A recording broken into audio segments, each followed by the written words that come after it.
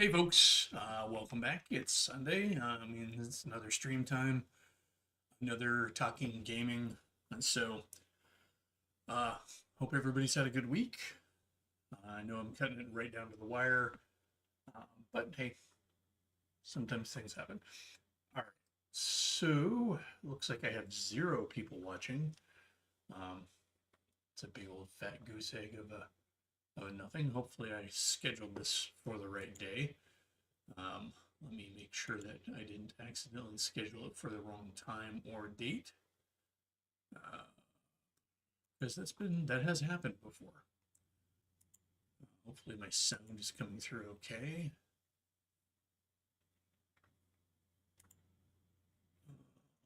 Audio settings are the same as they were before. Okay. Still 0 folks.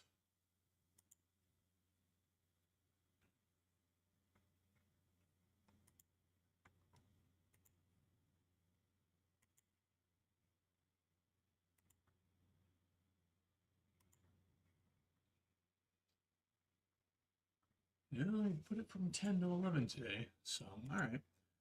Well, folks, oh, there's one person there. Whoever you are, sound off.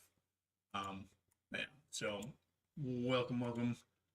It has been 2 weeks. No, not 2 weeks. I think it was here. Yeah, I was here last week. So, uh, mic is really quiet. It is not saving my settings for whatever reason.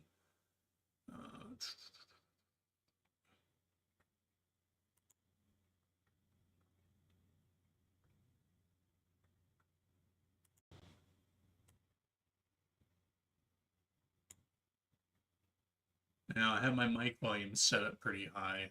Um, I don't know if that's helping or not, but yeah, StreamYards, congratulations. You went ahead and increased your prices, and then your service seems to have gone down and sucked. So, I don't know. How's the mic coming through now? There's only so much I can do.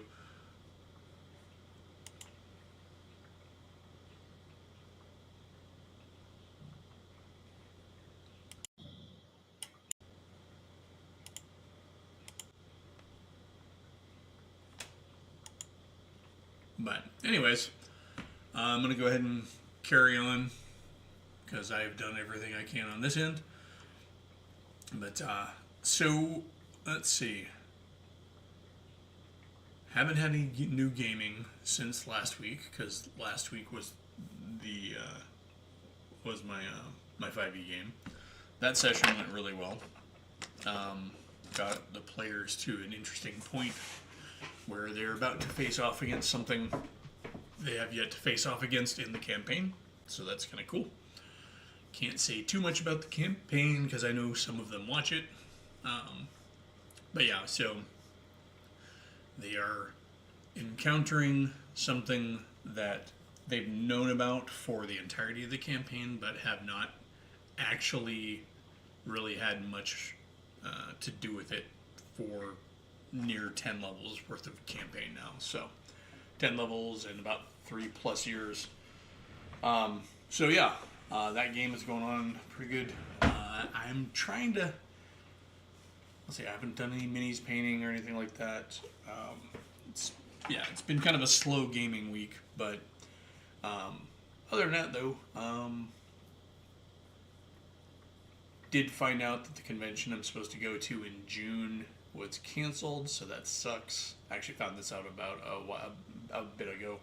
But yeah, Fear of the Con is not happening in its actual convention form this year. It's been turned into just a couple of game days at a local gaming pub. While that's not bad, it's not what I'm looking for, so I won't be going. I really wanted the convention experience because, I can go to the game pub anytime. So, all right, well, we got Dirty History and Hobbies, we got Mar Hockman, and a couple others who are remaining silent. All right, so what are we here to talk about today? Well, I think I'm going to continue with the coverage of the Rolaids books that I'm able to get a hold of.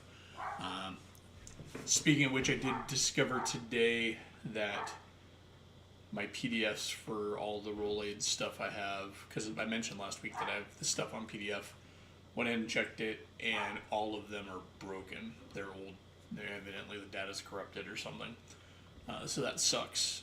And I think the backups for them were on my external hard drive, which stopped working. So much for backup. My backup crapped out before my computer. So anyways, the one I have for this week is the third installment of the Monsters and Myth and Legend. I have not been able to get any of the earlier ones yet, but this came across for a steal of a price, so I grabbed it because I knew I was going to want it anyways. What can I say about this book? This book was published late in this run. This is a 1992 publishing, so we're well past the heyday of AD&D, and kind of trickling off. This is also, Mayfair had done some shifts internally, as far as I can tell, based on the way their products were, or they were just trying to update. But being a book of the 90s, hey Cody, looking over the names involved with this book, I don't recognize any of the names from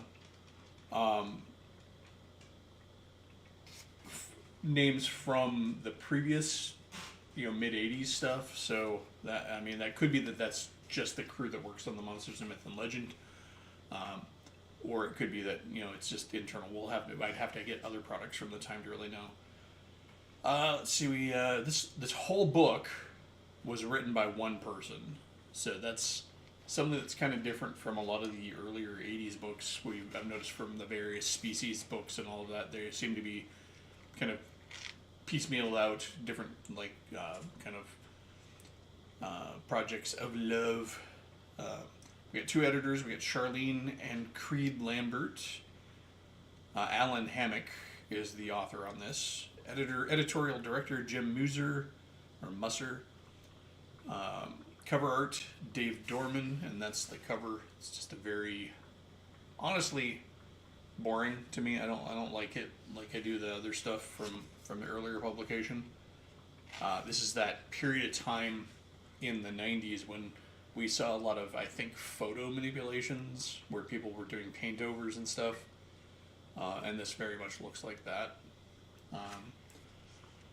Graphic design, Linda Aschenbrenner. A lot of Germanic consonant combinations there. Art director, Mary Paz Cabardo. Research assistants, Faisal, Eldrith, Alex Smirnov. So actually, they had like 6 different research assistants here, and then special thanks, Village Computers for the loan of the Macintosh portable notebook. Ooh, snazzy technology in the 90s, in the early 90s.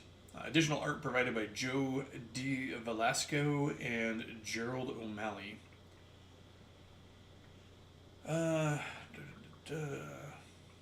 you can definitely tell this was the 90s too, because this is where we first started to see published commentary on the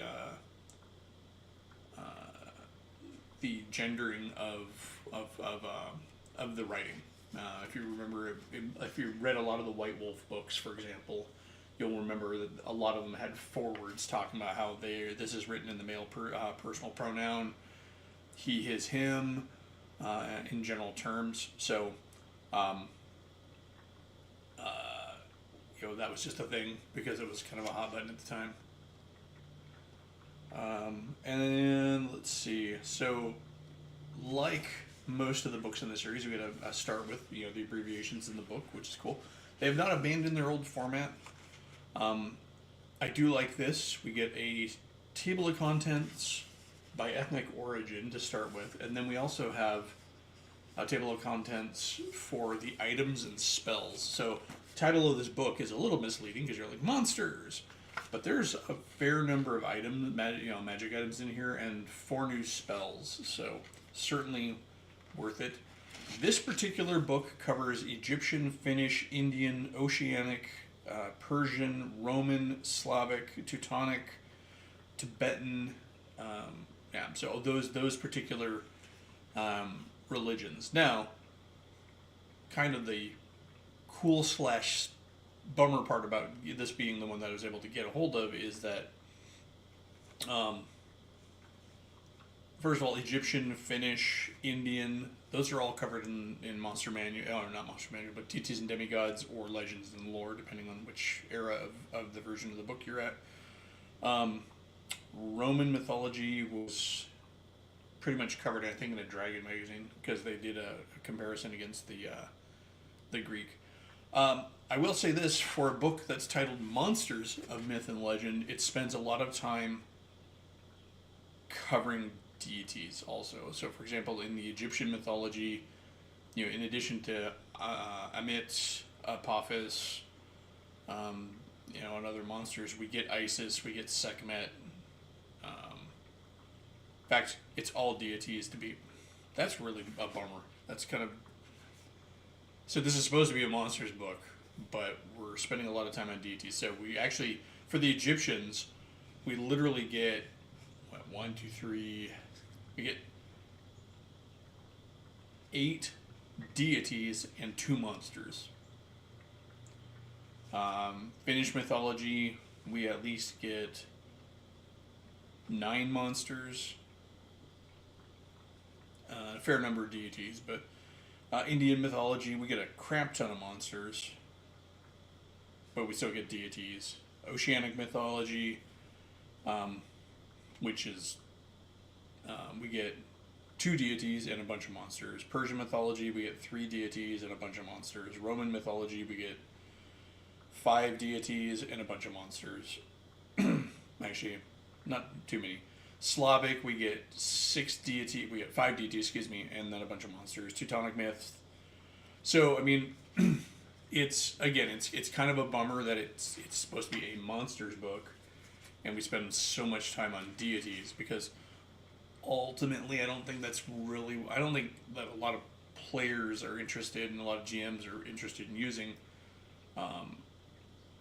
deities.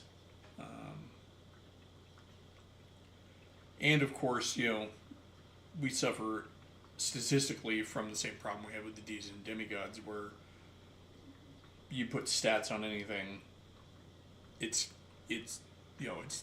now just a monster. It's not all that fancy, because like Ammit, 210 hit points, and also a frequency of rare. I mean, it's a god. But yeah, so we get. Again, we do have magic items sprinkled through here. The interior art is not and formatting is not to my liking. Now, I don't have any of the other monster books, but I'm gonna assume that they followed a similar format to the other survey type books, like the Magic Items book, the Magic of Myth and Legend, which was illustrations down the sides with stats, or this is very much more like a 90s style of book where it kind of jumps around. We do have some full creature art, but then we also get like weird filler, like just these skulls that hug the text.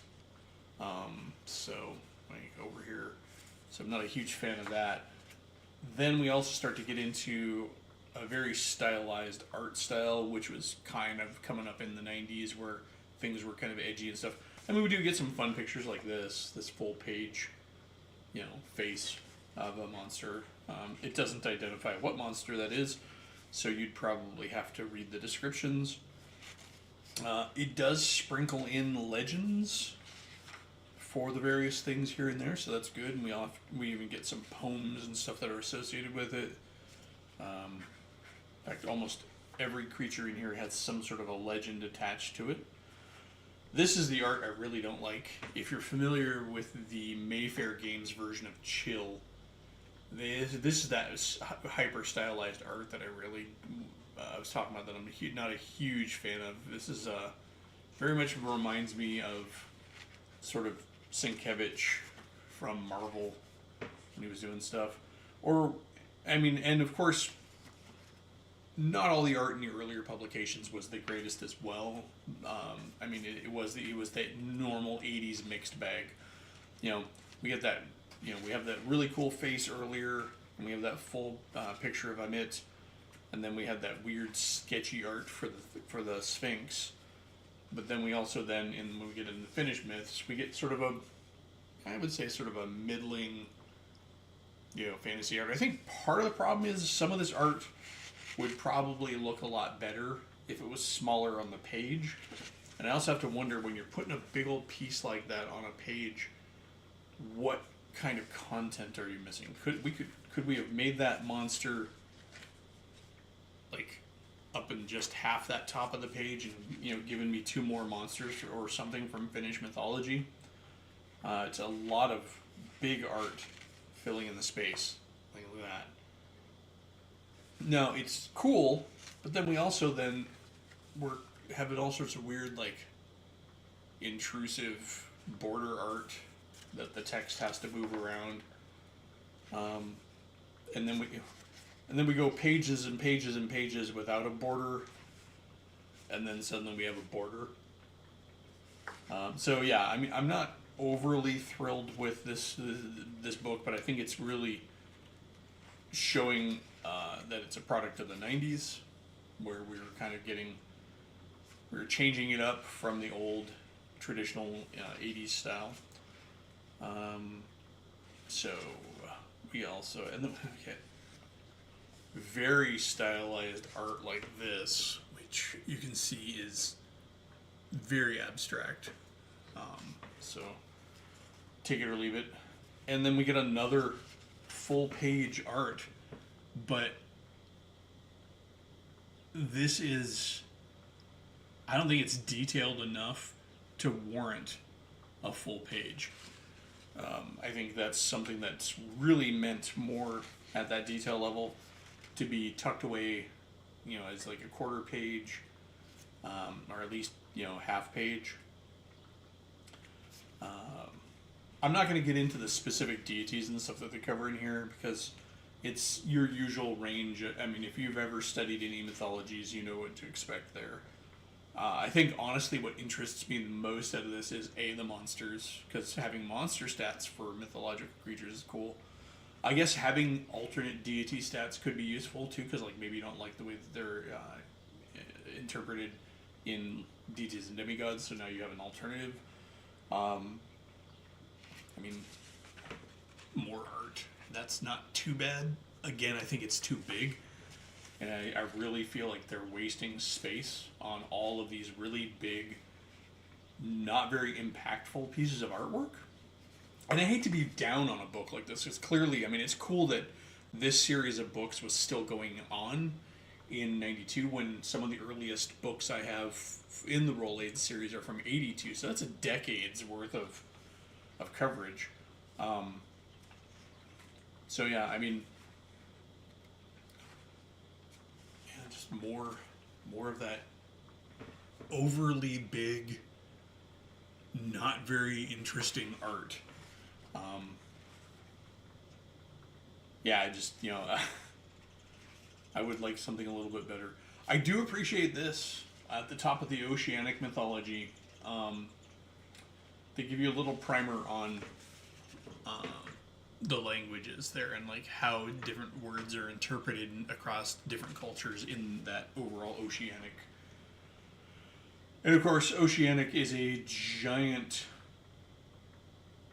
nebulous coverage that covers everything from the Malay Archipelago, Melanesia, Micronesia, Polynesia, French Polynesia. So, I mean, it's a pretty broad spectrum to draw from, and so it doesn't give you enough information from any one source to really be, useful if you're trying to run any particular culture. I mean, for a fantasy setting, it's useful because you can sort of just thematically draw from all the. See, this is a full page picture that I think makes use of the full page. I mean, there's lots of shading and texture and stuff on that picture that I think is done justice by being that big.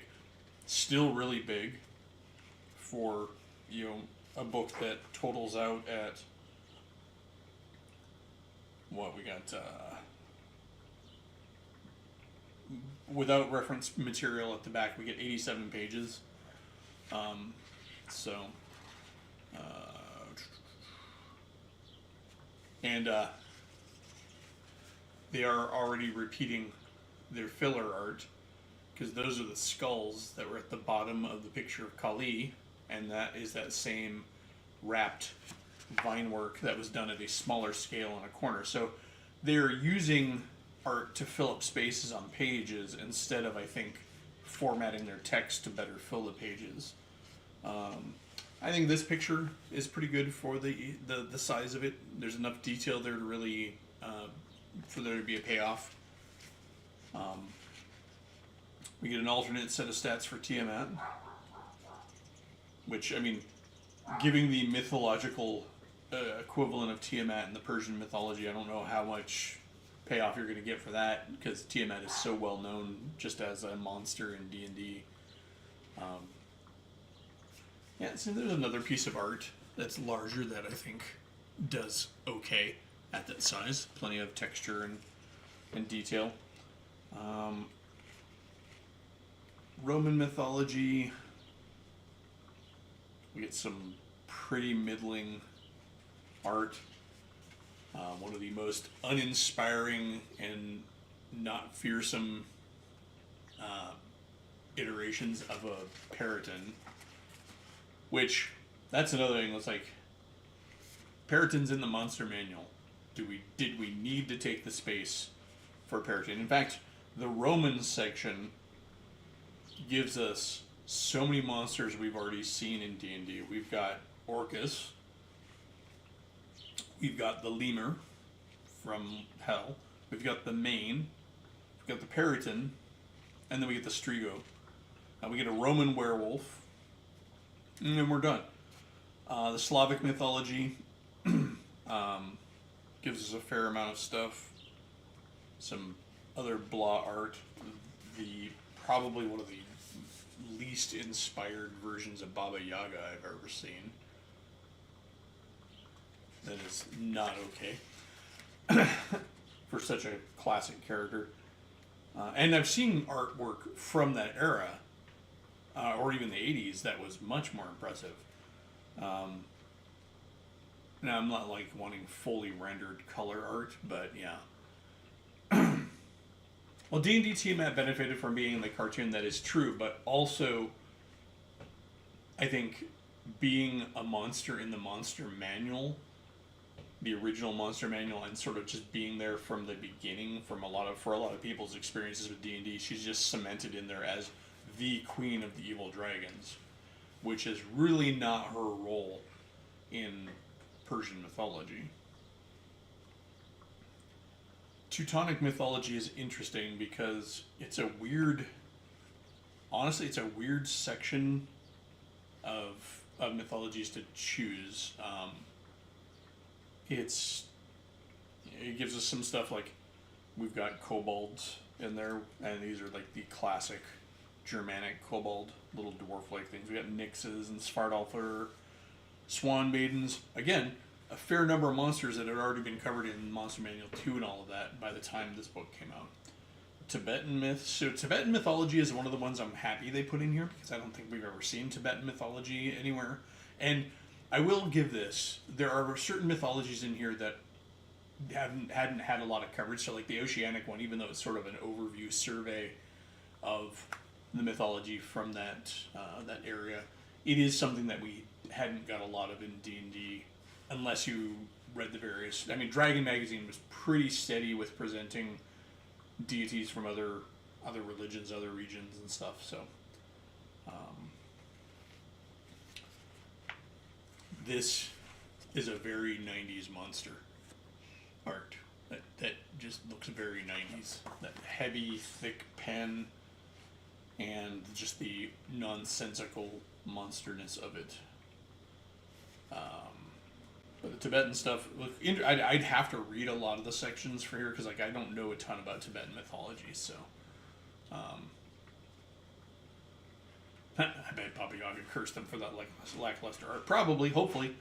We do get a bibliography in the back, which is cool. So if you want further reading, I will say this is cool. So, and I'm going to assume that this is something that evolved with the entirety of the books series. We get a unified, we get with the Monsters of Myth and Legend unified list, which is a DMG style table of all the monsters and deities they've covered so far. So that's really cool, and it keeps you up to date as you go through. So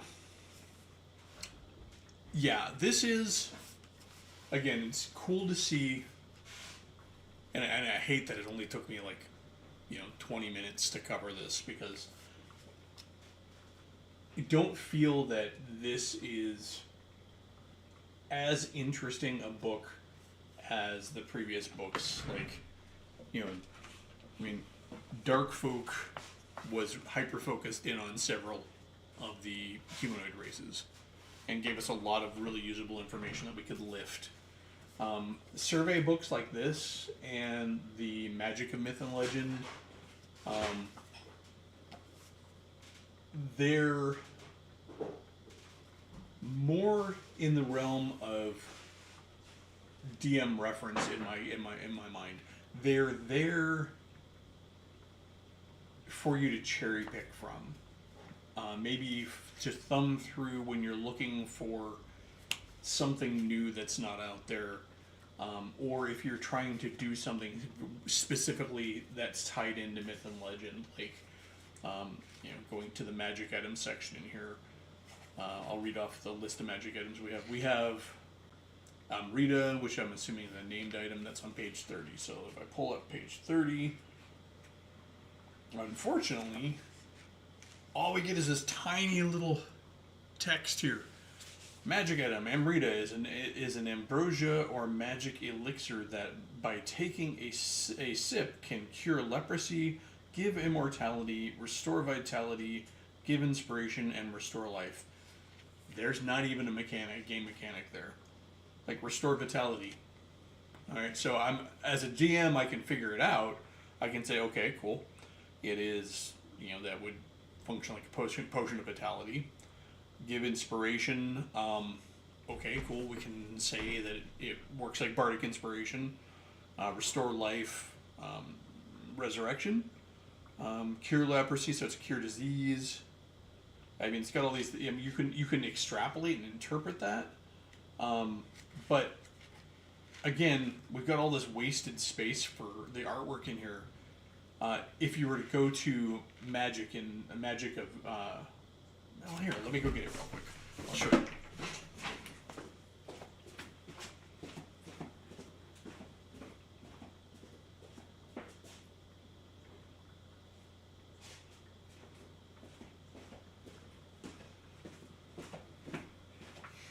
And I've been calling it the wrong name all along. It's Fantastic Treasures.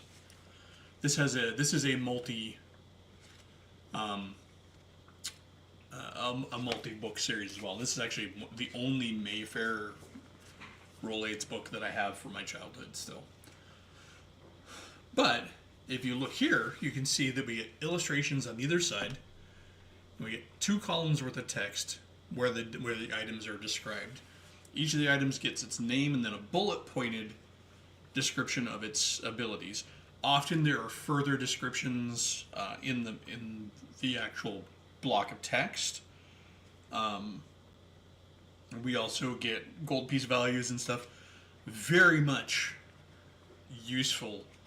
And in this book, it's all done alphabetically. We did not get any kind of listing by nationality. We don't get a master list in the back, so maybe that's something that's come later.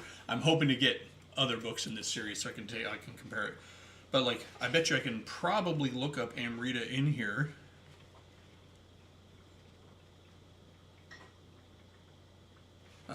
Or not. It is not in here. Might be one of the other. Although we do have stats for ambrosia, an apple that prevents aging and sickness for 1 month and thickens blood, which slows bleeding.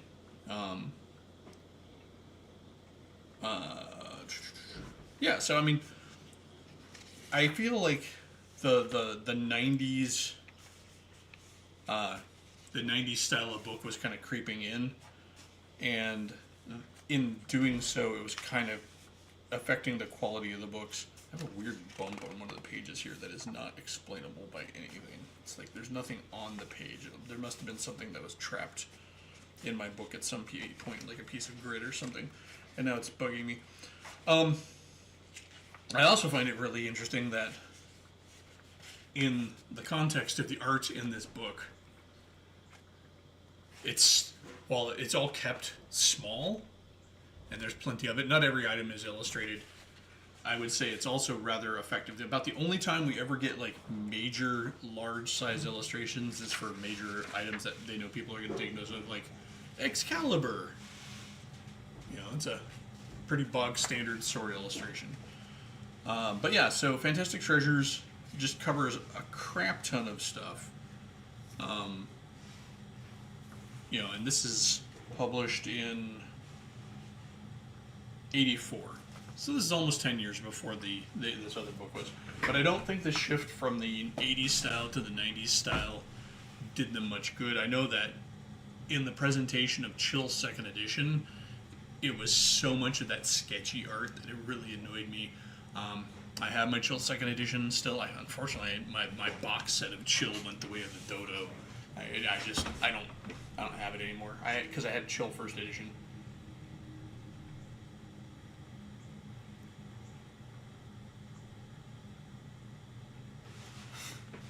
I don't know, Daryl. I would say it depends on your game. You know, so I mean, if you're running with somebody who runs like the rules as written, true Gary Gygax.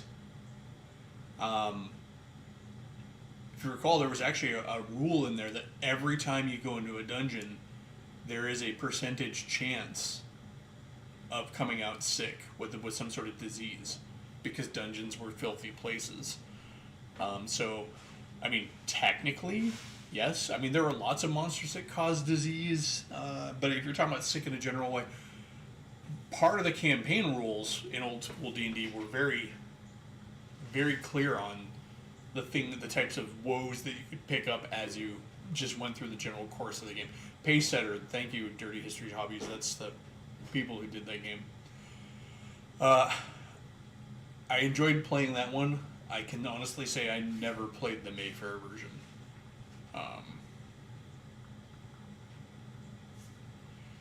There's... I would say it's like any game, though. I mean, so this is commentary on rules. So rules, in general, are going to be written for as many people as they can possibly reach at the given time they're published. This is something to keep in mind with modern games. A lot of the flack that gets sent out towards 5th edition is written for a mass audience, the modern audience. And the modern audience is not really interested in as much in the sword and sorcery roots and stuff that early D&D was. There's a whole different 50 years worth of fantasy evolution that's gone on there. But in this case, like with the disease thing, the rule is there. It's not going to get used by everybody, but when you're writing your set of rules, you're writing for as broad a group of people as possible, with the idea that they're going to use what they want and not use the stuff that they don't want.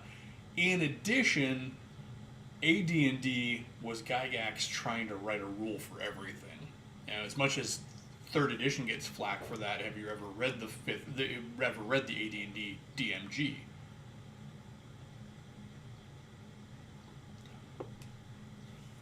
Yeah, I mean, I don't think I don't recall ever reading anything specific about the fallout from injuries in fantasy, in D&D. I mean, if you want hardcore mode, I'm sure it was out there because they tried to reinvent everything. But yeah, it's just,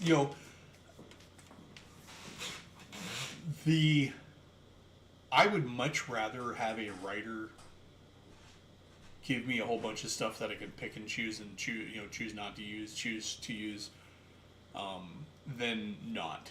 Like with, I think one of the problems with people have with fifth edition nowadays is, and unfortunately this also comes from the community, is there's a fair number of players who think that if it's in a book, it's absolutely allowed, and so much of that comes from the organized play, where it's basically like if it's in a book, you can use it. Your core plus one or whatever it is. But it's always been a case where the GM will set the parameters of the campaign. All right, we're playing this campaign, it's only the core races. Or we're playing this campaign and we're only using weird races. Or it's a human only campaign. This particular campaign is just dwarf PCs. Really, the campaign is supposed to determine the parameters, and that's how it used to be. But I think that, again, the mass market appeal of gaming has opened it up to, I'm not going to call it a bad element because it's not bad, but a different point of view on the game.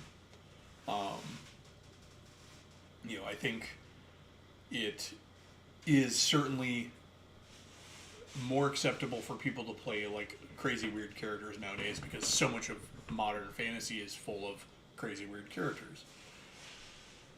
It always had them, and that's the thing. I mean, if you go outside of the Tolkiens and the Howards and all of those old initial inspirations, as you start coming forward, there's a lot of oddness, and I think that oddness in games was written about back in the day. It was written in Dragon. It was written in third-party supplements like Mayfair, Mayfair stuff. The zines that are out there really speak to this. I mean, there's a lot of people extrapolating and interpreting and trying to reiterate D&D to make it make sense, make it fit their style, and offer other alternatives. People have wanted to play monsters, for example, since the dawn of the game. It's written into the core, not the core, but it's written as a notation, at least in OD&D. There's a whole section that talks about playing a Balrog later on that was changed to playing a dragon. Where they talk about how it's the DM's job to make it possible, but keep it in mind that it has to fall in line with the rest of the characters. So yeah, I mean, my thoughts on this particular book aren't great, but it is also one of those books that I think any of the survey books, because even Fantastic Treasures suffers from this. I'm not going to read through this and get inspired to plunk stuff down in my game world or to help me world build like I did with the other stuff. The Elves book and the Ice Elves book colored the way I interpret elves forever. I still mentally draw back to that forever because it was evocative. It had a lot of stuff in it. Principles and techniques of becoming cool. I mean, it's funny. I don't spend a lot of time reading books on DMing written by other people. And even like, I don't necessarily know that I would really want to read Gygax's take on it. My brother, on the other hand, reads a ton of game theory stuff. I don't necessarily find that it's specifically useful. I mean, when I read blog posts and stuff like that, I occasionally find a snippet of something I can use. But I'm also at that point, I've been doing it so long, so often I'm like, I'll read something and I'll be like, that makes sense. Okay, I was already doing that. And I'm not saying like I don't have anything to learn and that I'm the best DM in the universe. No, that's not true either. And I do pick up stuff occasionally and read it, but I really don't have it in me to read like how-to books from other people, and that's kind of what I equate that to. But yeah, these kind of books are not going to inspire your campaign as much as the other books were. These again are for cherry picking bits and pieces, or settling arguments. Like, oh yeah, what was Excalibur? What would Excalibur be in D&D? Well, let's look it up and see what these guys said.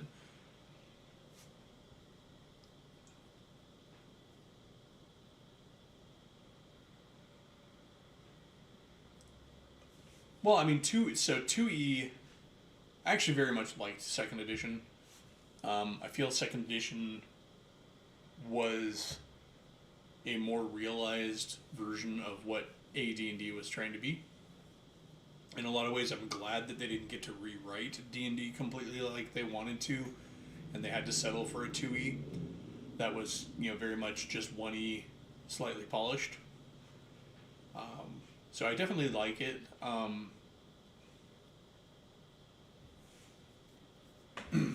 The grounded and gritty play,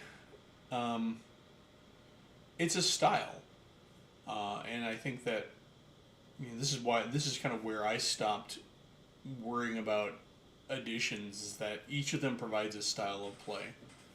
And I also know that I've had fun playing them all. Like, I run a 5e game, and it's fun to run. That, yes, is it gritty? No.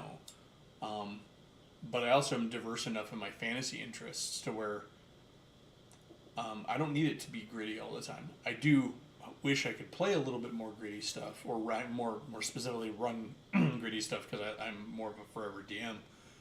But yeah, I think there's room for all editions, because each of them gives you a different style. I mean, even 4th edition, I feel like, and I know for a fact that there are many people who loved 4th edition. And 4th edition is perfect for a certain style of play. If you want a more tactical style of play that is more gamified, and 4th edition is for you. In fact, in a lot of ways, and this may sound like heresy, but I think 4th edition, in many ways, is spiritually connected to the roots of D&D coming out of war games, because 4th edition is very gamified, and early D&D coming out of war games was very gamified. So there is sort of a thread of logic and ethos there, that actually connects those to the earliest D&D and really like the next to the most recent D&D. Whereas 5e kind of harkens back sort of to like, I don't think 5e is actually really all that connected to AD&D as much as I think 5e at its core is a little bit more connected to things like BX or BECMI. I would say even probably BECMI, because BECMI, once it was all told and all done,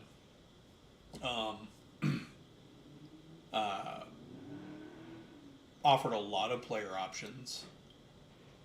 It allowed you to play up to some really powerful levels, including playing your character all the way up to becoming a god and immortal. So I think BECMI and 5e actually have a lot of common. Interestingly enough, the world style that was associated with BECMI is very similar to modern Forgotten Realms. Mystara is a crazy wackadoo high fantasy setting, and so is also modern Forgotten Realms. So, as much as people want to compare editions, there's actually some interesting parallels between older editions and newer stuff, which is kind of funny because we have OD&D, which kind of connects to 4th edition in that tactical style of play, very gamified style of play, and then we have BECMI, which is effectively like what, like the actual third edition of D&D, really compares well with fifth. Yeah, and I think right there, Daryl, is the big thing is that D&D doesn't hold up very well at higher levels. I think most surveys that have ever been done about D&D say that most campaigns stop at about 10th level. 10th level seems to be that sweet spot. Anything above 10th, not sweet spot actually, because the sweet spot is actually a little lower. It's like 3 to 7. 10th is, once you start playing up to 10th and getting on towards past 10th, I think a lot of people's attention for their characters really wanes. Unless you're really into a particular character, you're ready to try something new. You've been playing that character, at least in theory, for a good long time. So a lot of gamers are very neurodivergent, and so that attention span may be waning. Or even if you're not falling out of love with your old character, you're very much falling in love with the new character idea you have, or you have about 3 or 4 different characters already sitting in the bullpen, wanting to get out and play. So yeah, I mean, it doesn't surprise me that you never went past expert level in BECME.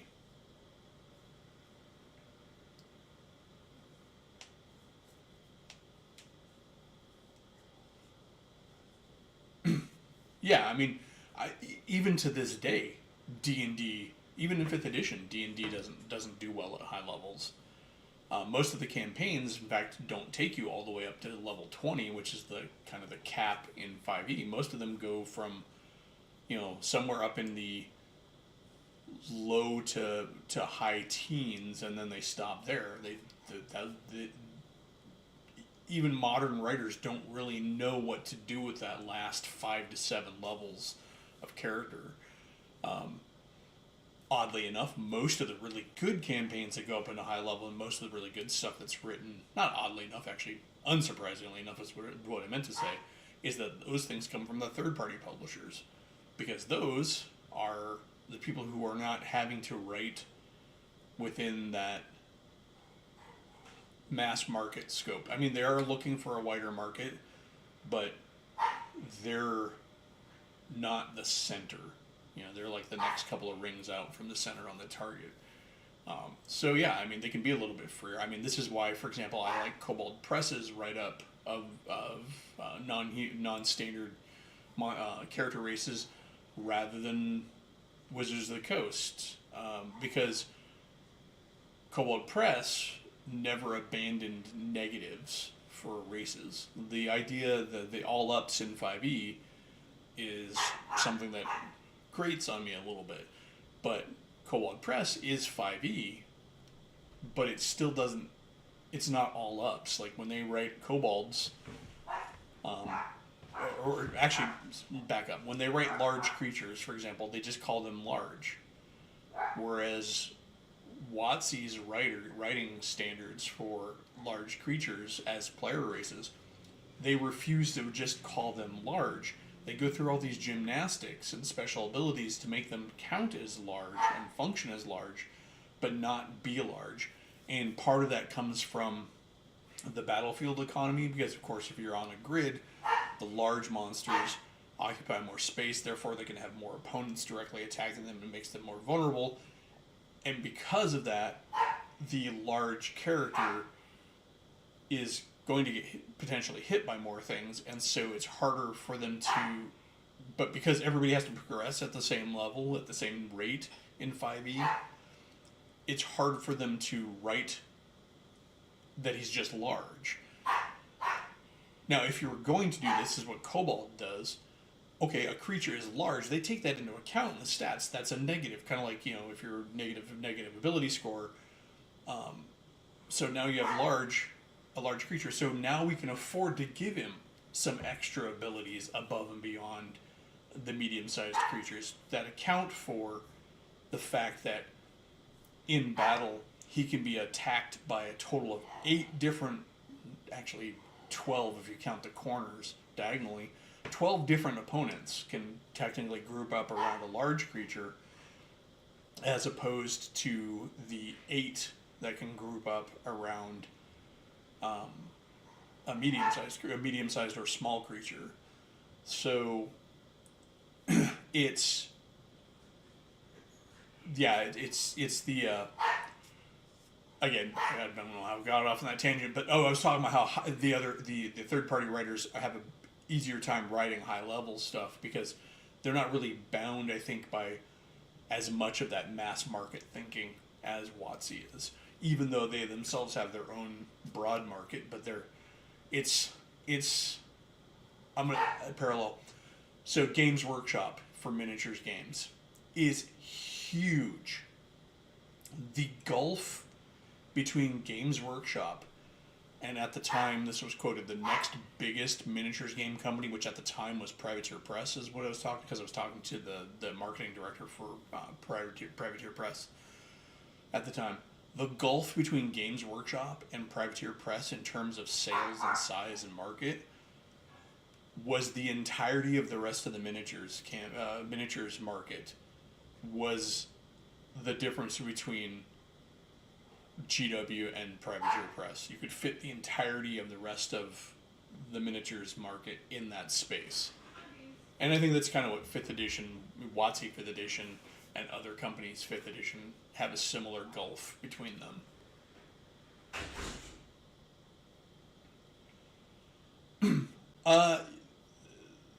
Dirty Histories and Hobbies, I don't believe 5th edition actually has a different damage class for large creatures. I think that's something that got left behind in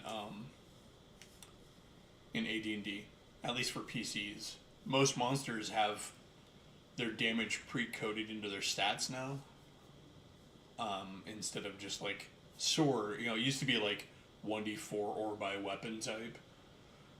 Now you've got very specifically the monster will say sword. I mean, and I'm sure you know this, but I don't know if they necessarily actually have large creature damage anymore in 5e. It's never really come up much.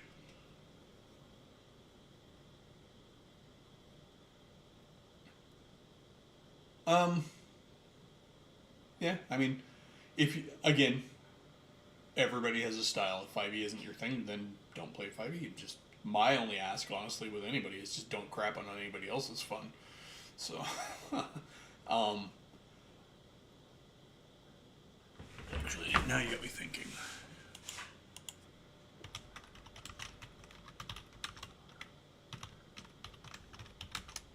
Let me take a look here.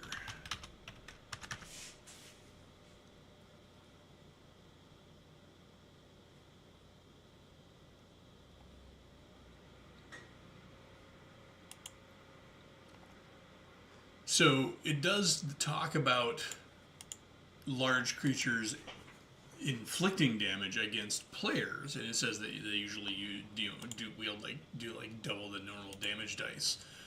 But because the PCs in the core rules are never going to be typed as large, I don't think there's actually a rule for that.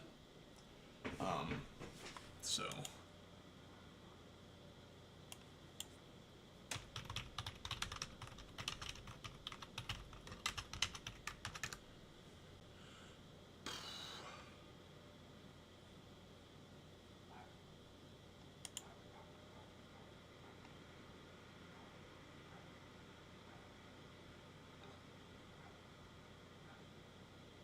Yeah, there are, as far as I can do in a brief search, no specific rules for taking different damage again as a large creature.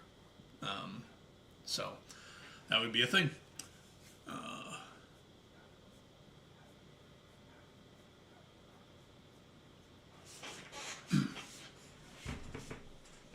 Let's see.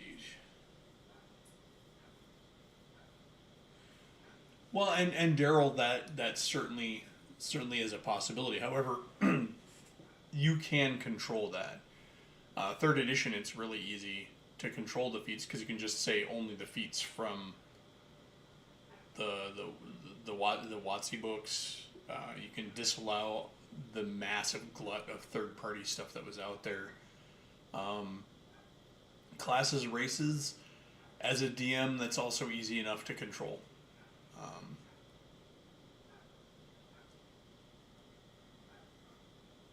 Tabaxi has been in D&D since AD&D. It is really just a um, they've been in there forever. They were in the Fiend Folio, I believe, and they were just cat people. They weren't in there as a PC race, um, and they're a lot different, I think, now than they were before because they'd never really been fleshed out. Now, if you were playing 2E and you got there was the supplement for for figuring out how to make monster PC races.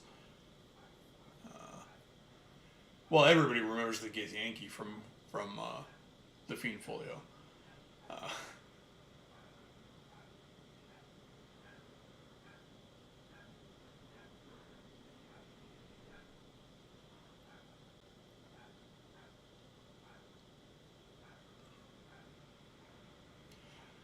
well, fifth edition just handles it differently. I mean, it actually never made a lot of sense to me that in AD&D that my same sword did different amounts of damage to differing sized targets. It's still doing the same amount of damage. The target should just have more hit points or higher armor class. So I'm not sure that that was necessarily the most elegant way to do it in the past, anyways. It was always really weird that now okay, I'm fighting orcs, I'm doing a d6 damage, and now I'm fighting an ogre, so now I'm doing a d8 or whatever. It's been a while, but it is not easy to pierce a mastodon or a mammoth, but still people did it with stone weapons, so and they killed plenty of them. So at the same time, you know, is it really is that? I think that is a level of granularity that tends to start to break D&D down. I've tried to rewrite armor, for example, to make it more realistic. For 5th edition, I especially did this. 5th edition even allows for mechanics that do a good job of giving you the ability to make armor function much more like it did historically, because 5th edition has resistance and invulnerability. And so, for example,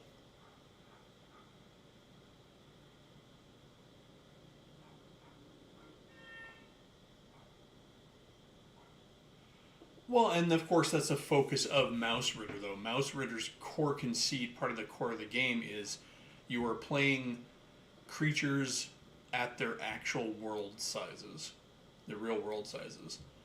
So I would expect that there would be rules that require mobbing up to be able to fight them effectively. A single mouse is not going to be able to do much of anything to a snake. It's going to take more. Yeah, but yeah, I think D&D, of course, suffers from a long list of traditions in its rules and in its writing that plague it to this day. It was never written to be realistic, and over time, people have interpreted things that in ways that they were never meant to be. For example, a hit point is not actual physical damage. It's never been a measure of physical damage. But it has often been interpreted and even written in rules to be a measure of physical damage. At the same time, a 2-hit roll is not, and its relationship to armor class is not intended to be whether or not you actually connected with the enemy, nor is it even supposed to be a single blow. A round of combat, an attack, is supposed to be a flurry of blows with the armor class reflecting the ability to get through the armor, not whether you hit. In fact, I would imagine that in most, if you were to visualize most combats in D&D, there's a lot of physical contact going on, but it's not getting through the armor. In fact, when I run my games, unless the miss is by a broad number, I usually narrate the hit as hitting and glancing off the armor, or hitting but not penetrating, things like that. So because that's really what's supposed to be happening, and also the idea that one die roll equals one hit or one swing of your weapon is it's not as it was originally intended. It's supposed to be combat. In fact, this is I've seen that this is some of the rationale that was used to explain the early versions where all weapons did the same damage. The idea being that at the end of the day, each weapon came out in the effectiveness of weapons sort of came out in the wash, because you're not fighting with a dagger, for example, the same way that you're fighting with a broadsword as you are with a greatsword, as you are with an axe. The idea was that in the course of that die roll, you either did a bunch of stabby, with your dagger, or one big mighty, or a couple of big broad swings with your greatsword, but ultimately you did one or the other. I believe that the damage dice changed over time, much in the way that the interpretation of hit points changed over time, that it made people looked at weapons and were like, big weapon should do more damage than small weapon. And there's also some game mechanics. It's also a matter of gamifying the game a little bit more. It gave you more axes upon which to build your character. Did you want to go with a lighter weapon and maybe wield two, or do you go lighter weapon and shield? And if I'm not going to use the shield and get the benefit of the shield, should I not then have more advantage with my weapon? Now, there's some arguments that realistically getting hit with a greatsword is likely going to hurt a hell of a lot more than a longsword. However, I would say the lethality of each of them is the same. A person with a longsword is going to hit you in different ways that are going to kill you just as assuredly as a greatsword.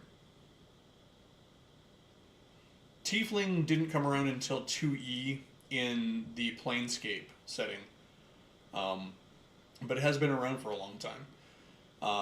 The iteration of Tiefling has changed over time too, because initially Tieflings were not necessarily the children. Now they're actually a race unto themselves that are descended from a culture that had interbred with demons, and then over the centuries the blood is thin. Initially, when it was first written in Planescape, Tieflings were the plane touched. And it was interesting because your parent didn't even need to be a paranormal creature or a planar creature, didn't need to be a demon or a devil.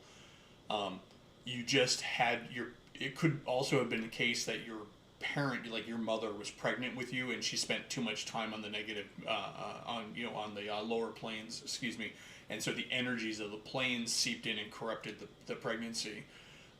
You could have demon blood, but you weren't necessarily going to be, and they also varied widely in appearance before, because it wasn't so cut and dry. Now that they're a race, it's much different. Tieflings are, as much as people want to give them shit, give Tieflings shit, they have been in the game longer than they haven't been. The other thing is too, when people want to crap on, say, like Dragonborn, right? Dragonborn are actually an expression of Gygax's commentary on letting people play dragons.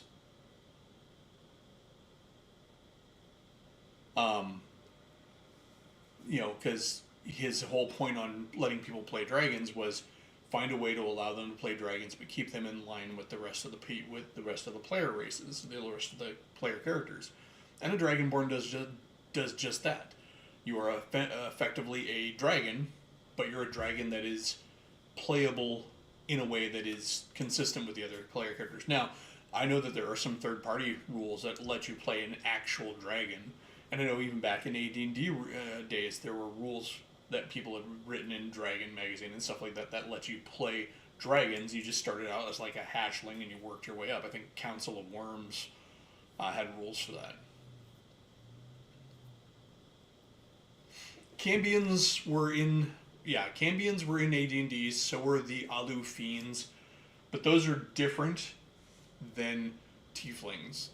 So Cambions and Alu Fiends, or Alu Demons, I should say, excuse me, Alu Demons, are specifically quoted as the descendant of a mortal and a demon or devil.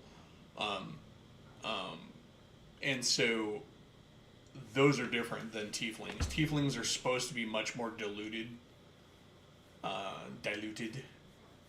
in their blood.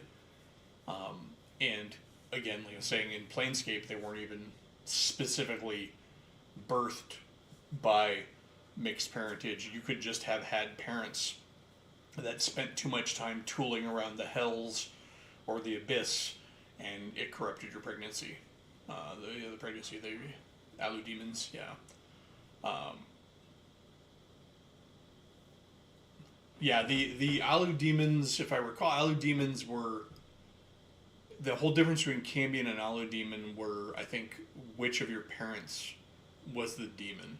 If I recall, it was like a male parent created a Cambion, and a female parent created the Alu demon.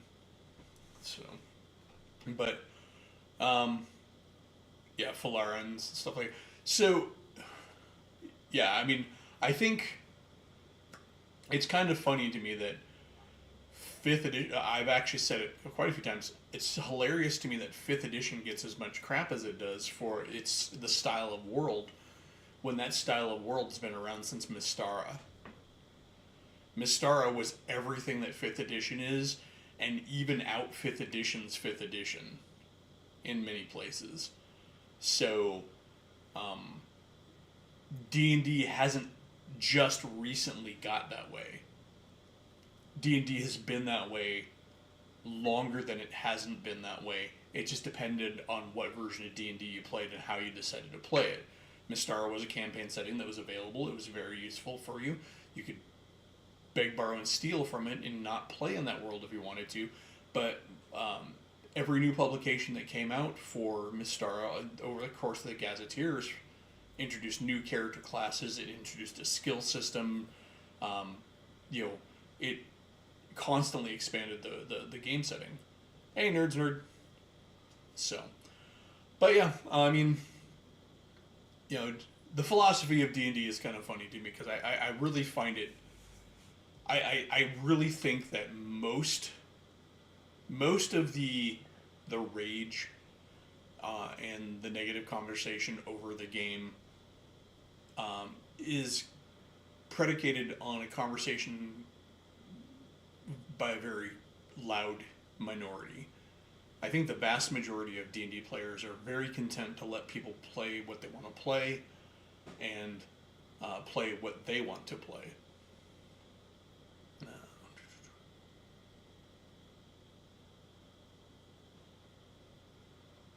So, I guess, Daryl, when you play a tabletop game, are you playing the published material, or are you creating your own world? See, I'm a homebrew DM.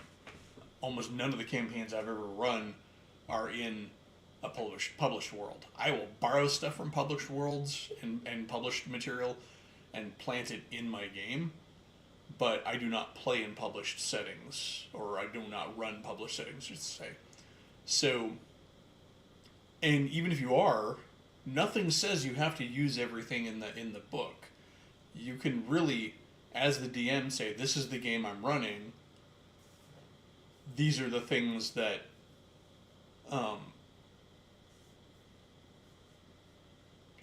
and these are the things that I don't want in this campaign. And my experience, and your mileage may vary, I don't play with strangers very often, so I don't have to worry about this. And I think this is another part of the conversation. A lot of the they won't let me or they force me to come from playing with strangers.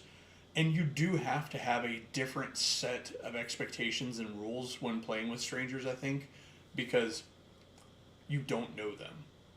And so, and they don't know you. So either you're going to be very controlling with strangers and you're going to be like, this is the way it is, or you're going to be very open and avoid that argument. And you're like, all right, cool. If it's in a book, you can use it. I don't care. Let's go whole hog.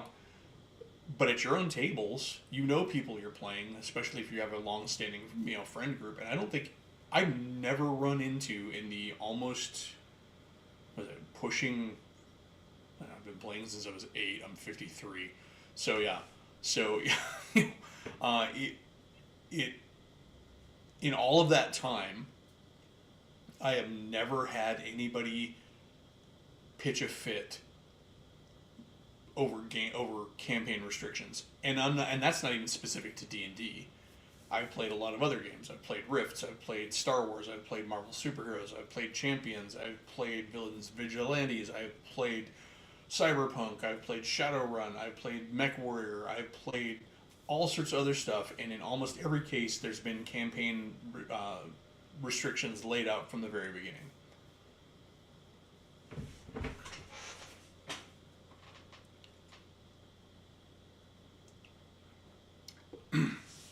Well, and there is a certain amount of main character syndrome that goes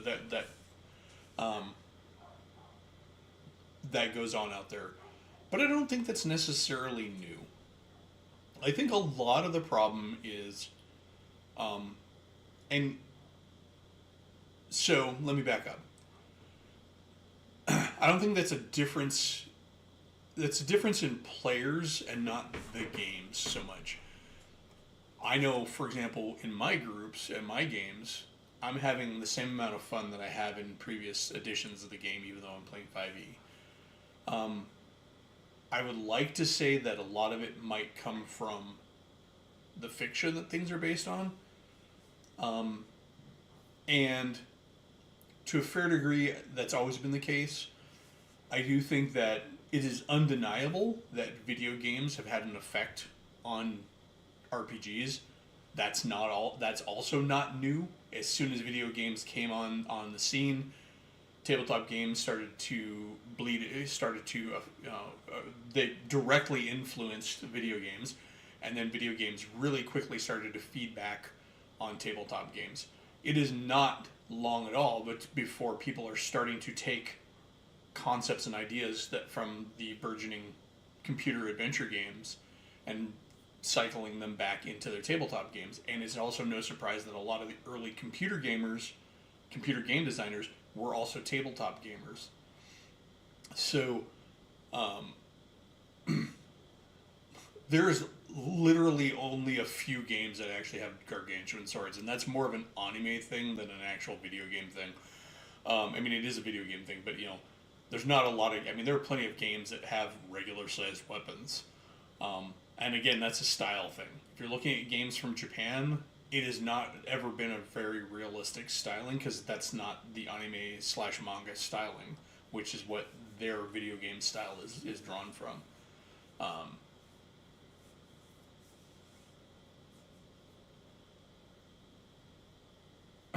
Yeah, it Dirty Histories and Hobbies. It's funny because that can actually cause a problem because I know, for example, trying to run old school style dungeons and adventures with the new style rules doesn't quite line up. Well, Daryl, that's a choice. I've always loved anime and manga from the early days. I don't like all of it. Just like I like all of gaming. I don't like all of fantasy, and I don't like. I suffer nowadays in modern anime and manga because I'm a mech head, and mecha has kind of gone out of fashion in anime and manga. It's still there, but 90% of it is Gundam and various Gundam side stories and all of that. There's very, very rarely do we see an interesting realistic mecha kind of a series. We don't see a lot of that anymore, and if we do, it's often another installment for Gundam or Macross. Um, so, yeah, I mean, it's a choice. It's all choice. This is what you like. I can't say that I've ever really hated on much of anything. Um, do I have thoughts on things? Do I have commentaries on things? Do I grow tired of things? Like, for example, I ran, for the longest time in Star Wars, talking about campaign restrictions, I would insist uh, frequently on, like, no Jedi characters because I was just so tired of Jedi characters. But then again, I've also run a campaign in Star Wars that was nothing but Jedis. It was a Jedi campaign. All the characters in the campaign were one flavor of Jedi or another because that is the style of campaign I wanted to play. Um, so yeah, it's yeah. I mean, it all comes down to what you like. Play what you like what you like. But I don't see any point in yucking people's yum. Uh,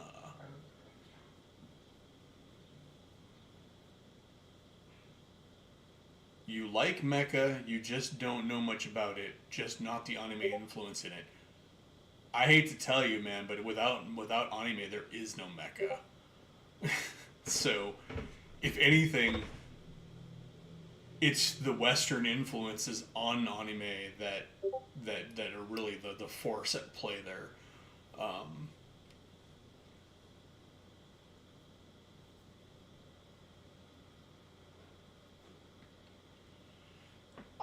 it could be done, but I don't. I would say if you wanted to play something like that, it really comes down to how technical you want to be with the mechanical aspects.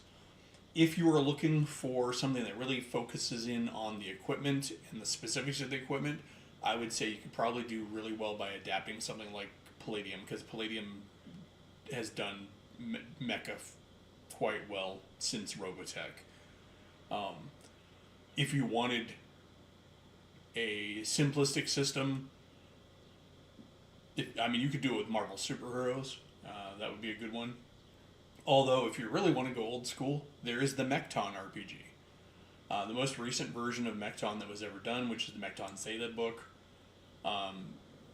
Really good system that will allow you to make anything from human-sized androids and battle suits all the way up to, space station sized mecha. You can do anything in that system.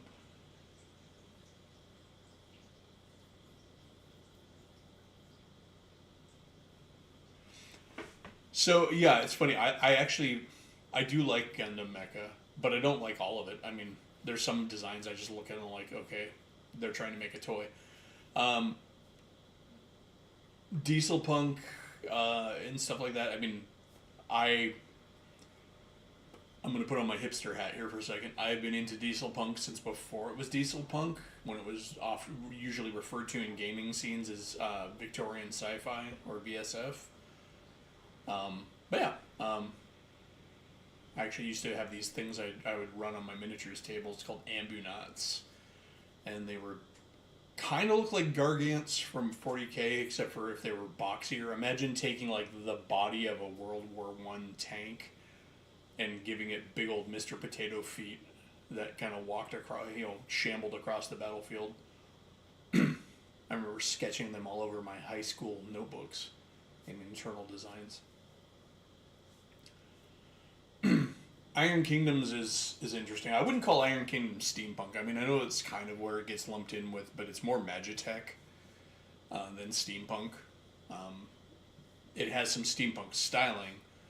And it's funny you talk about cherry picking. In my old campaign world, before the stuff that I've been running recently, there was an entire empire in there that was based off of the Iron Kingdom stuff, plunked into the middle of a ostensibly regular, normal fantasy setting.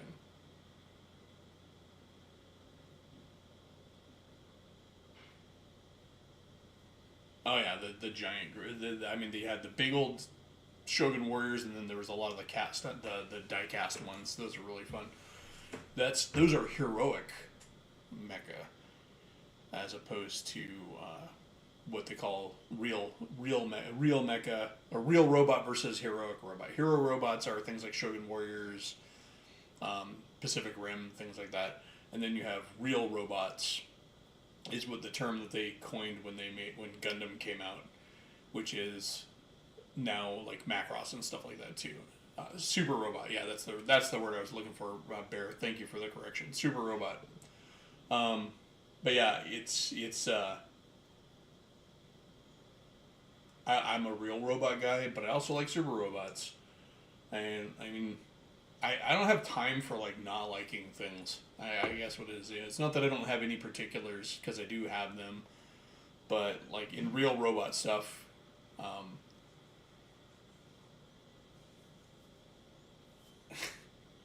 but like with real robot, you can get some really cool shit. Like if you've ever seen Pat Labor and some of the designs in there, um, Pat Labor, Pat Labor, however you want to pronounce it. Um, they got things that are very realistic looking in there. One of my favorites is the six-legged um, walking slash rolling armored fighting vehicle they have in there. That they have in in the movie. They show a UN vehicle that's got these six legs each ending in a wheel and a big gun, and then it's fighting these other ones that are effectively kind of look like a helicopter cockpit on legs. Cool stuff there. I mean, it's hilarious that it's kind of funny to me that BattleTech is as popular as it is because it has some of the most god awful mechanical designs that Mecha has ever seen. There's some really cool stuff and some really, and it also often comes down to the artist. But the some of the original design work done for BattleTech is some of the most hot garbage of mecha design I've ever seen. I hate to say it. It's just some of the stuff I'm just looking at. I'm like, you just threw lines and shapes together and then filled it in and made a machine. Yeah, but anyways, yeah. So I don't know. It's funny because like nobody really plays anime games anymore or mecha games anymore. I mean, there's still people playing them, but it used to be like a big thing.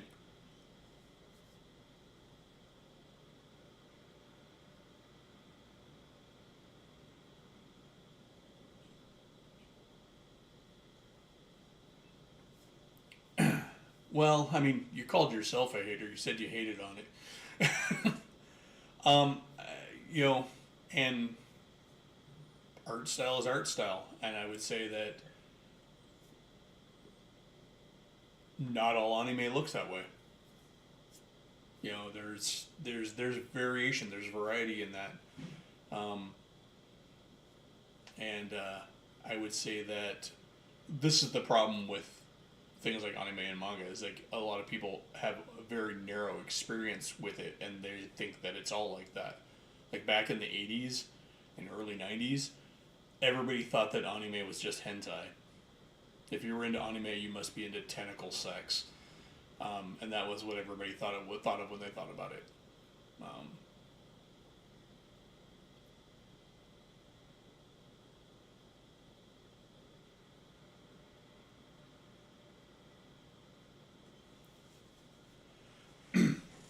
yeah,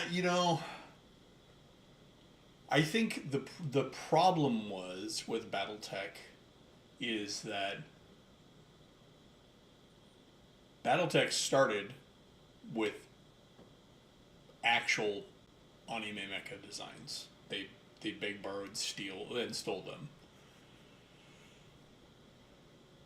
They never hired anybody at FASA who understood what made that mecha look cool.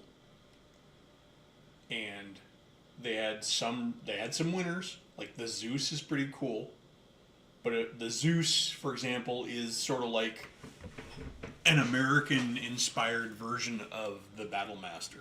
If you look at a Zeus and a Battlemaster, they're kind of very similar in overall design. But the Zeus is drawn by somebody who really doesn't understand what made the original Dougram and Macross inspired mecha look good. And they really needed to actually, and it. To be fair, they started their damn game in the '80s when we had to scrape and dig through dingy indie bookstores and underground comic shops to get any kind of anime stuff, or order from catalogs that you actually had to do with the mail. So it wasn't like you could just go onto the internet and find some 10-year-old who is an amazing artist who can just render out mecha as much as you needed to do. I mean, nowadays it's so easy to find people who can do it. Now, Bear will tell you, finding people that you can rely on to do the stuff the art that you need is a very different animal altogether. So, let's see.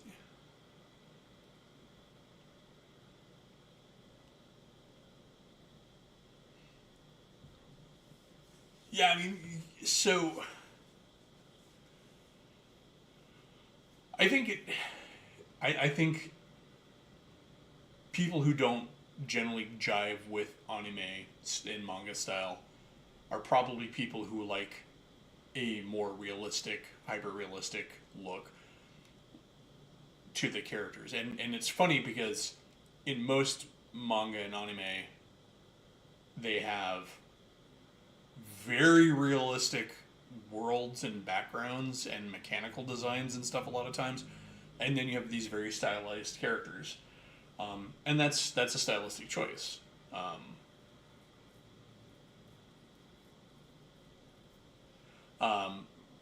I would say that it's funny you mentioned earlier here, like stupid animals, big cartoonized stupid animals.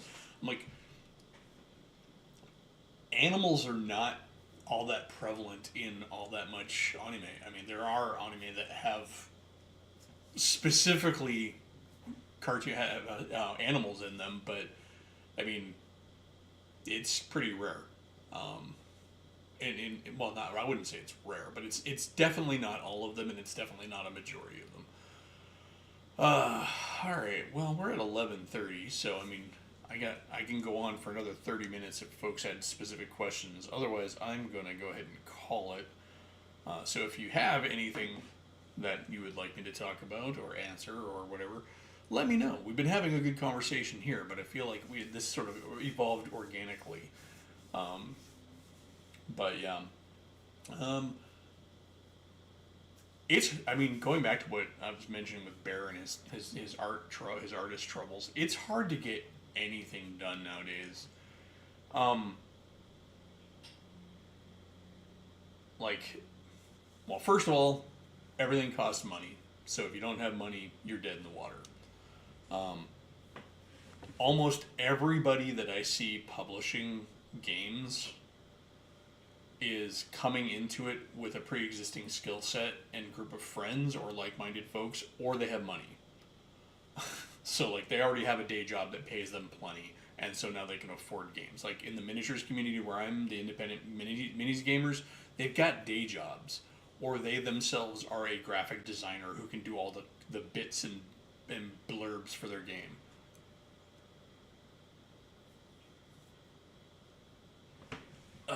Yeah, we got out in the yard and did some work today too. But I found out that I have a shrub that grows on the perimeter of my yard today. That when you cut it, it smells like fresh cut garlic. So my entire backyard just has this real heavy garlic odor, which I don't care, but it made me hungry. Uh, so I mentioned it before. Like I have a whole ass mecha universe that I would love to turn into a game, a miniatures game, but I can't afford a miniature sculptor. It's just too much. Um, there's when you figure to effectively get, even if I skip having actual concept art and I can find a concept artist who can work from notes and like I want it to have a shape that evokes this style of mecha and I like the feet on that one and I know that artist, I can't afford that artist. And then of course if you're going to turn it into a game, you got to get all the components and everything, and you can't just kickstart things. And now gaming is about ready to get just torpedoed by the current economic situation, with the vast majority of it made overseas. Um, the gaming industry in the U.S. is about to just sink like a lead weight. Um, at least the non RPG aspects of the hobby, cards, board games, miniatures. So much of that relies on overseas production, and the production to do so does not exist here in the country in a meaningful way. War Games Factory, one of the early companies that tried to do plastic kits. Um,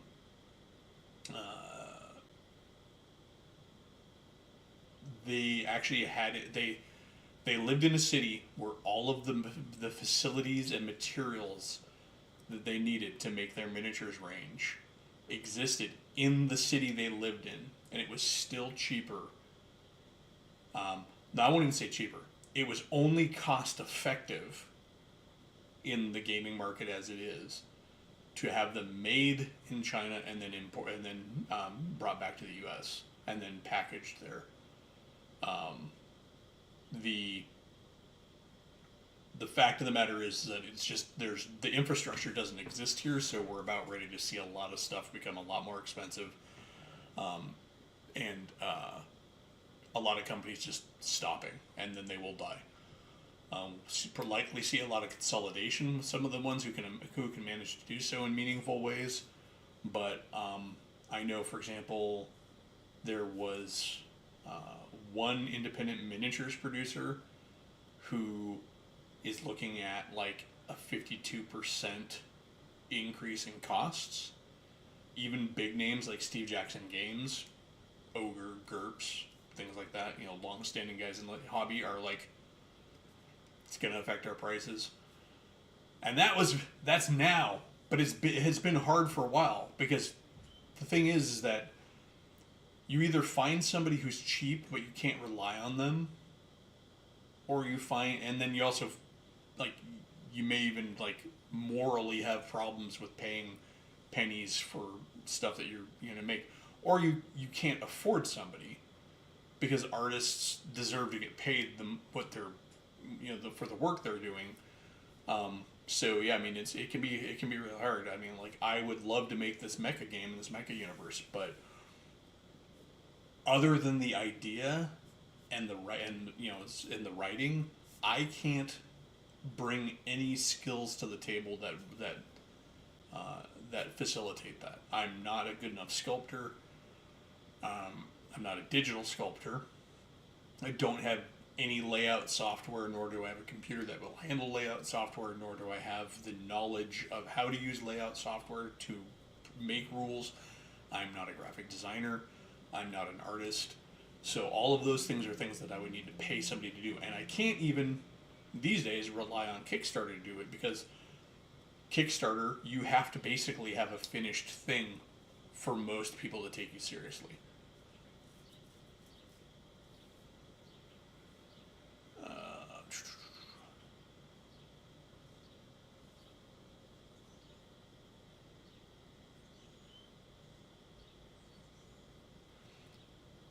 Yeah, I mean,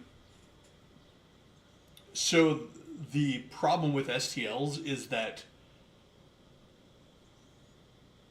3D printers and the supplies to operate them are not generally domestically produced. So while the STLs may not, the STLs might, even, let's say the STLs stay the same. For example, the cost of resin went from 50 to 80 for a gallon, or like a half gallon. I can't remember, but basically it went up substantially. STL prices. So I'm not so sure STL prices will go up, because there's so much competition in STLs still, and yeah, I think what you are going to see is maybe an increase in costs on print, uh, on print on demand stuff, like basically the STL producers, because of course their costs are going to go up.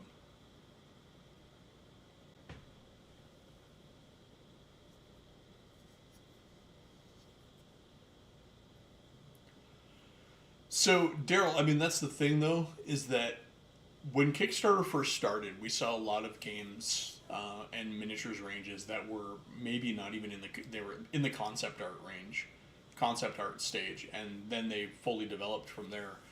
The problem now is that so many larger companies and established companies have chosen to use Kickstarter as a way to do pre-orders. They don't need Kickstarter to make new games, so they come to the table with fully developed product that is, absolutely ready to go, and they could produce, but they choose to use Kickstarter as a pre-order process, and so that creates this perception that a good Kickstarter project needs to be so polished that it's there's not a lot of room for independent, for truly independent grassroots production. It's why I really think that we're seeing a huge glut in the number of independently published miniatures game rules that are also miniatures agnostic. Because for that, all you need to do is write a book. If you're miniatures agnostic, and that means you're pulling from whatever miniatures are out there, all you really have to do is get permission from the manufacturers to use their product in your photographs. And you don't even need to hire an artist. You just need to be, have a decent camera on your camera phone, and maybe some relatively inexpensive editing software. My buddy Mike, who does the Veritwood game, all of the pictures in Veritwood are either stock art that he's purchased, or photographs of actual miniatures and scenery that he has taken and edited. And so his game is successful enough that it's going places. He's actually got a following, and he's gained some attention in the industry, and there's a lot of that going on. So that's one. I mean, independently produced stuff. I mean, RPGs are actually harder to write for in a lot of ways than miniatures games at this point, because for an RPG you still need to source art. Otherwise, nobody's going to take your project seriously, and unless you're an artist, that's going to be hard to produce.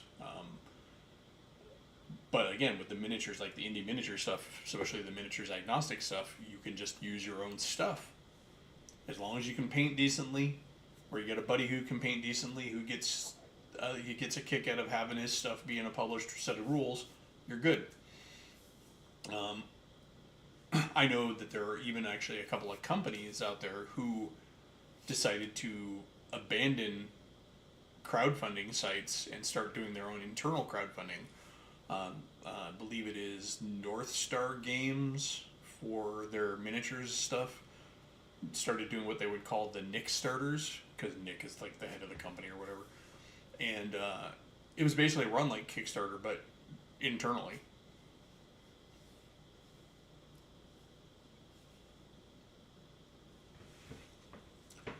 Daryl, I don't think that's necessarily true. I mean, it depends on what level of art you're doing. But also, I mean, it's a way to get a product out there. I mean, yes, you might be spending more time on your art than you are on your rules. However, if you're doing like an old school style game, your art can be pen and ink line drawings and get by. And I know artists who, or I have known, I don't really know them anymore, but they were friends back in my 20s, who could sit down and draw meaningful art at the table at a diner with a, you know, a ballpoint pen, and I would call it good enough to put into uh, like an OSR book. Even myself at times was able to draw art that I would say would be useful and usable in a modern OSR book. Um, well, I mean even regardless of publishing cost, it's just it's accessible.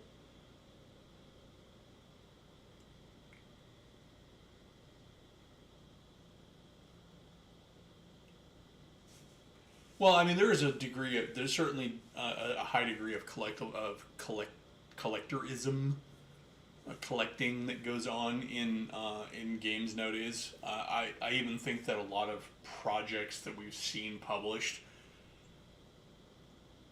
I don't know how many people they actually intended to play them. Um, the one game that came out recently that really made me think this was the Planet of the Apes RPG. Like, what market of guys who are old enough to remember Planet of the Apes, the classic Planet of the Apes, not the new stuff, did they think was actually going to be viable as a customer base for an RPG? What I really think that they were doing is using the RPG sounding board to sell ostensibly a nostalgia piece that is also a collection of art and images and stuff and lore from a setting. I felt similarly about Blade Runner, because Blade Runner itself is not a whole game setting. It's a lot of rinse and repeat. Blade Runner as an inspiration and part of your Cyberpunk campaign definitely works. But Blade Runner itself doesn't really give you a lot of breadth for playing in. The Alien RPG, to a great degree, I feel is almost there. Although because of the amount of work that's been published for Alien, I think you can say there's a lot of wiggle room there. Iron Kingdoms is at least a game setting. I mean, it's War Machine, it's Hordes, it is, and it goes back before that. I mean, it has its roots in a third edition set of adventures that were published before the Iron Kingdoms was really a thing in of itself. It's the Witchfire trilogy. But yeah, I would say that I mean, unfortunately, I think we're going to see a mass die-off of a lot of smaller game companies, which is going to be sad because we're kind of in a golden age, but all golden ages have, come to an end. There is no meaningful level of work that will be able to be done. I don't. So, the argument is that like the infrastructure doesn't exist here yet. But I don't think anybody's looking to. I don't think people are really actually looking to build infrastructure here. It's the thing, because otherwise they would have done it. So, I mean, it's not a new problem. I remember when my father was trying to get my biological father. I don't talk to him. We're very estranged. I've kind of disowned him, but the man is kind of a semi-genius, at least mechanically speaking. He had a design for a boat. This boat design was a light watercraft. He could not find anybody in this country who could make this boat right. He went to some of the highest skilled, highest production adjacent companies that do similar style of craft with the right kind of molding that he needed. He could find consultants here because this is the problem he found, and he was told by the people he worked with, is that anybody who had the knowledge to do this, who is still in this country, wasn't doing actual manufacturing and production anymore. They were just consulting. So my father had to go take the information he got from the consultants stateside and go to Germany to find the actual production and craftsmen who could actually do the work. Yeah, so it's not coming back. It's not going to ever be worth it. We're just going to have to get our shit together. Let's see.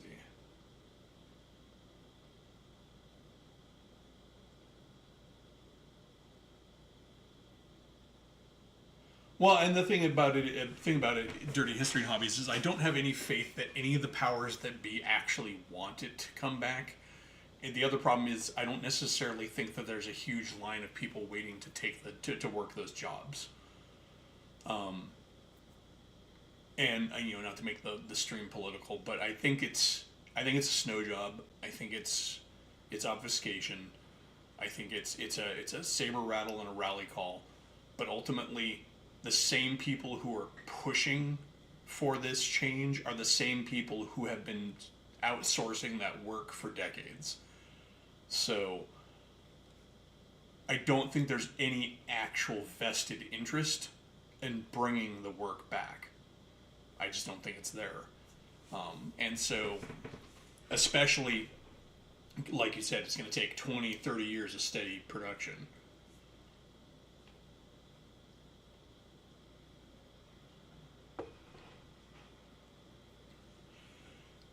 Nerds Nerd, yes.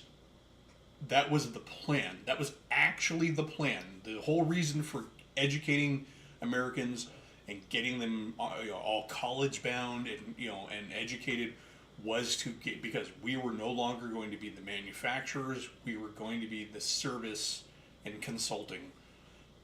The problem is that those jobs didn't materialize, and I was that generation that really got hit by that. Because when I was growing up, everybody's like, go to college, especially the computer science guys, right? But there just weren't enough of those jobs here, because then we started outsourcing those jobs. And so, yeah, I mean, and Dirty Histories and Hobbies, we barely do that now. I've worked in banking in this country, and I was surprised just how much of it we didn't do. And that was 10, 20, almost 20 years ago. So, I can only imagine what it's like now. I don't like to get political, and I don't like to necessarily get too deep into the topics, but it does affect the hobby right now, and I don't think it's going to affect it in a good way. I mean, I think what we will see is, on the bright side, we may see some fun things like a kind of a return to like indie produced micro games. I talked about how I'm really into the micro games. Print and play may come back, because all you need is a printer, and all you need is ink, and all you need is paper, and you can get a game. Print and play war games and stuff like that may make they'll have a little bit of a blur. Anytime you have these big shakeups in market, people find a way. People will find a way to get what they want to do. Game companies will probably start selling fewer games, but I bet you RPGs hover steadily in terms of fandom and player base, because if you have your game,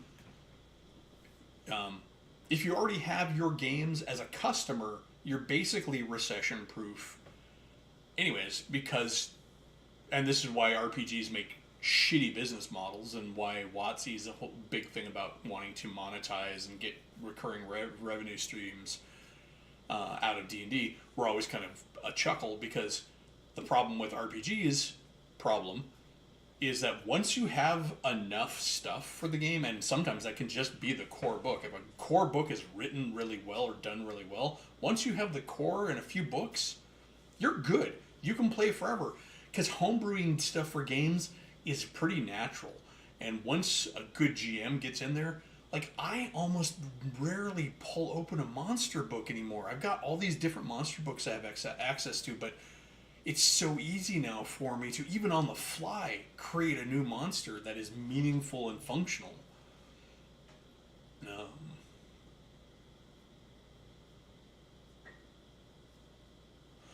yeah, this is actually going to be an interesting thing to see because I think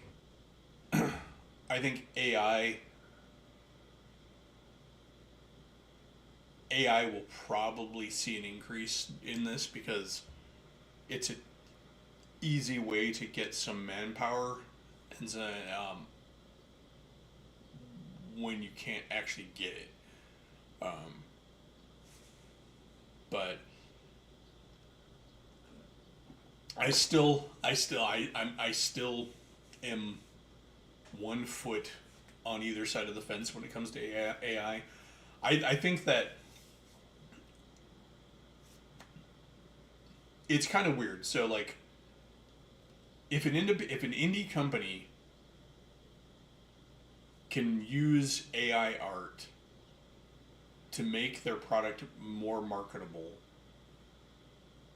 or marketable at all, or not write something, not publish something at all, I would say go for it. I don't believe there's any merit to saying, well, if you can't afford to do it, then you shouldn't be able to make stuff. In a creative sense, I don't think that's a meaningful argument. If you're a big company edging out artists, real artists, for AI artists, for AI art, then you're kind of despicable because, I would say it's a tool to get up there, right? I don't think it's the same thing. For example, the people use the whole argument. If you can't afford to pay a decent wage, then you shouldn't have a business. I think that's a different argument. Um, you know, I those are different things. Like me sitting in my basement making games for shits and giggles, and to get a leg up, to put a foot out there. I don't think I'm the bad guy in the room for using AI art. The community may at large may disagree, but it's either that or I don't produce anything because I can come up with a text, but text doesn't sell. But yeah, I think I would like to think that at myself, as I got better and I started to bring in actual money, I could then hire actual artists and then produce meaningful work that has more specific artistic direction. There would be an evolution there. I mean, I gotta imagine like marketing departments have already started to get gutted over AI, because used to be you had to have 5 guys in a room to make that marketing decision. Now you need 1 guy and some prompts. Yeah, or 2 guys and a prompt.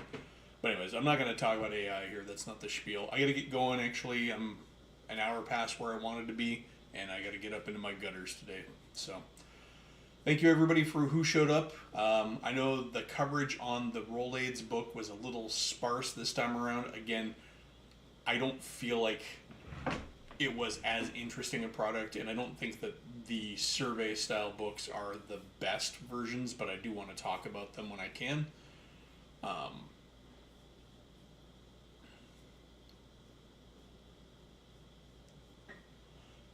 Yeah, it's funny, the low or no art books I never had a problem with when I was dealing with PDFs. I don't think I would want a physical low or no art book though. Thanks for coming by, Nerds Nerd. Yeah, if I'm buying a book, I want art in there. I want it to be a full production. But yeah, for a PDF, a no art version is fine. In fact, a lot of cases it's easier for me to use because I'm using PDFs as a reference. But anyways, I gotta get going. Take care, everybody. Thanks for coming by.